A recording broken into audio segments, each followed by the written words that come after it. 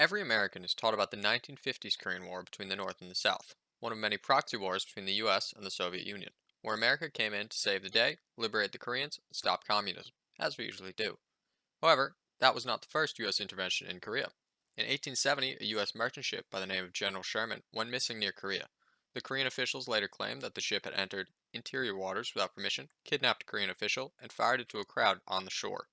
At the time, Korea was an isolationist kingdom and required express permission to use waterways, especially near the capital on the Han River. Nevertheless, the U.S., under President Grant, decided to go ahead with the show of force. The U.S. Navy reached Incheon, Korea's premier port, and attempted to make contact. While sitting in Korean waters with more firepower than their entire country, the U.S. began surveying work on the Han River, still without contacting the Korean government. The Han River runs through the heart of Korea straight to Hanyang, the capital now known as Seoul. The Koreans, for some reason, were not thrilled with the U.S. Navy sailing up their most strategically important river. So, on June 2nd, one of the surveying missions was fired upon by Koreans from the shore in one of their forts on the Ganghwa Island. No injuries or deaths are reported.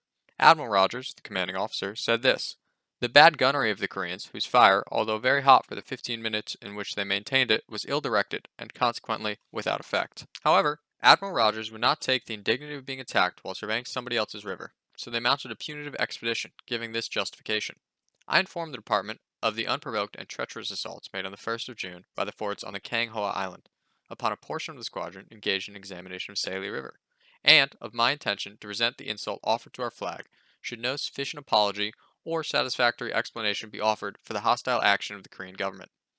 Later, Rogers describes that the Korean envoys sent were insufficient, saying this: "The ambushed attempt to cut off and destroy our whole surveying party was assumed by the Korean official to be entirely in accordance with the proprieties of intercourse between civilized people," which sounds like the Korean officials tried to explain why the boats were shot at, for being in interior waters without express permission. But of course, any such explanation would do less to resent the insult to our flag than a punitive expedition would. So, invasion it is.